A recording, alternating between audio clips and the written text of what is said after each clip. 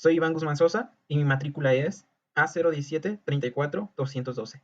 Soy alumno del TEC de Monterrey, pertenezco al semestre 1. Hoy es 12 de marzo de 2021. Este es mi video para el módulo de Avenida Bioingeniería y Procesos Químicos de Fermentación. Este proyecto es acerca de la fermentación en las masas madre. Para el proyecto deseamos realizar un pan hecho a base de masa madre sin necesidad de usar levaduras industriales. Después de realizar la investigación previa, se percató de las ventajas de los panes hechos con masa madre, masa que fermenta sin necesidad de agregar levadura a la mezcla. Las ventajas incluyen la descomposición de componentes del gluten, que generalmente no suceden en las fermentaciones con levadura industrial. Esto hace que sea más fácil de digerir para el cuerpo humano. También tiene un sabor diferente a los panes hechos con levadura industrial, que generalmente se describe como más rico y con un olor más característico. También debido al aumento de pH, debido a una fermentación láctica que sucede en los panes, se vuelve más resistente a bacterias y microbios. El proceso es el siguiente: preparar envases teniendo en cuenta que sean el doble del volumen de la masa que usemos al inicio. También debemos verter cantidades iguales de harina a agua y llenando solo la mitad o menos del envase. Debemos mezclar muy bien los componentes para asegurarnos de hacer una masa lo más uniforme posible. Dejaremos reposar 24 horas la masa. Posterior a esto, retiramos la mitad de la masa y reemplazamos la cantidad que retiramos con una mezcla de harina 1/2 con agua. Se repite el procedimiento durante 4 días hasta que la masa madre esté completa. Siguiendo este proceso se espera conseguir una masa madre en un promedio de 4 días. Se harán 16 pruebas. De estas variaremos algunas condiciones. Por ejemplo, a algunas se les agregará una cantidad de glucosa, esperando que esto ayude a que la fermentación sea más rápida al darle directamente el alimento a la levadura. También agregaremos una cantidad de yogur natural, esperando disminuir un poco el pH de la mezcla, evitando que componentes, bacterias externas se generan, bacterias que no queremos. También taparemos algunas mezclas y otras no, para observar cuál es la diferencia entre una masa que se lleva a cabo en un procedimiento semi-anaeróbico y uno aeróbico completamente. La primera tabla captura los grados Fahrenheit por hora durante los días que dura el proyecto. Podemos observar en la tabla que las temperaturas no variaron mucho de día a día. La segunda tabla captura las 16 pruebas, 8 hechas con harina integral de trigo y 8 con harina de centeno. Captura las cantidades características de los materiales usados para hacer la masa. Por ejemplo, la cantidad de harina en gramaje, de agua en gramaje, de glucosa en gramaje, de yogur natural también en gramaje, la dureza del agua, el pH del agua, y cuál es el tipo de fermentación semi-anaeróbica o aeróbica que está realizándose en la prueba. Cabe resaltar que la glucosa está disuelta, entonces el gramaje es una disolución de glucosa y agua.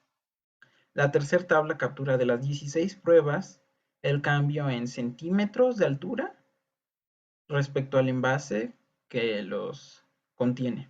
Podemos observar que durante el segundo día hubo crecimiento en las pruebas de harina integral, mientras que prácticamente no hubo crecimiento en las harinas de centeno. Por el contrario, durante el cuarto día, la harina integral no tuvo prácticamente crecimiento, mientras que la harina de centeno tuvo un crecimiento bastante alto. La última columna muestra los últimos resultados que se obtuvieron de las masas. Hubo un crecimiento, pero no fue tan grande como debería haber sido. El primer día la masa simplemente tenía el olor característico a la harina de la que fue hecha. Durante el segundo día se empezaba a notar un olor un poco agrio o ácido que provenía de las masas, aunado al olor característico de la harina. Durante el tercer día se empezaba a notar un olor un poco más ácido y un poco más parecido al alcohol, también aunado al olor característico de la harina. El cuarto día los olores prácticamente no cambiaron, tampoco el quinto. Cabe resaltar que las masas que estaban cubiertas, a la hora de destaparse desprendían todo el olor, que las que estaban destapadas simplemente no retenían. Durante el segundo día se notaban unas pequeñas burbujas en las masas, especialmente en la de harina integral. En la de centeno prácticamente no se notaban estas. Durante el tercer día, la masa de harina integral de trigo tenía una gran cantidad de burbujas, mientras que la de centeno prácticamente no tenía burbujas o tenía muy pocas. El cuarto día, la masa de harina integral no contaba con una gran cantidad de burbujas, más bien con pocas. Al contrario, la masa de centeno contaba con una cantidad mayor de burbujas y un crecimiento mayor. Durante el quinto día creció un poco la masa de harina integral, así como la de centeno, y aumentaron la cantidad de burbujas un poco. Durante el primer día se observó una separación de agua de apenas un par de milímetros en las masas madre de harina integral de trigo. Esto puede deberse a un error en la medición de cantidades al ponerle más agua de la necesaria a la mezcla. También nos podemos dar cuenta que durante el proceso de fermentación del segundo al tercer día ocurrió un error, posiblemente el mismo tipo de error que durante el primer día. Posiblemente al ponerle menos sustrato del que debía, la levadura o los microorganismos no pudieron crecer como deberían. Se notaron diferencias a partir del segundo día entre las masas de harina de trigo integral y de centeno, pues las de harina de trigo tuvieron un crecimiento mayor al de las de centeno. A pesar de que no hubo mucha diferencia entre las pruebas de cada masa, sí hubo una diferencia grande entre las que se encontraban cubiertas y las que no se encontraban cubiertas.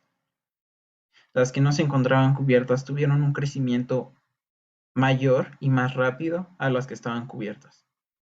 Posiblemente no hubiera tanta diferencia entre por la cantidad de glucosa y la cantidad de yogurt, debido a que las cantidades eran muy pequeñas. Para las pruebas de harina de centeno que estuvieron cubiertas, hubo un error que ocasionó que creciera un hongo en las paredes del envase. Por eso se descartó esas pruebas. Tampoco se completó el proceso de fermentación en los 4 días previstos. Para la gráfica de crecimiento de los microorganismos, nos basamos en la gráfica que se usa generalmente para el crecimiento de microorganismos y también la que se usa para el crecimiento de la levadura industrial. Nuestra tabla durante la fase de adaptación es un poco más largo el tiempo en el que tarda en adaptarse. Asimismo, en la fase exponencial cuenta con varias fases parecidas a la fase estacionaria, pues es cuando se tiene que dar más sustrato a la levadura para que pueda continuar con el proceso de crecimiento. Este proceso es más largo, dura más tiempo y en realidad está en días. A la hora de llegar a la fase estacionaria, puede durar indefinidamente como cualquier levadura, masa con levadura, si se pone en refrigeración. Y a la hora de entrar en cocción, entra en la fase en su muerte. Como conclusión, podemos decir que realizar una fermentación para una masa madre es más complejo de lo que parece. Y con los datos que reunimos, podríamos decir que la harina más sencilla para generar una masa madre es la de harina integral de trigo. Asimismo, las cantidades que se agregan pueden o no tener un efecto en la fermentación, pero el resultado puede ser muy poco visible. También es necesario un mayor tiempo de fermentación para que el resultado se dé de manera correcta.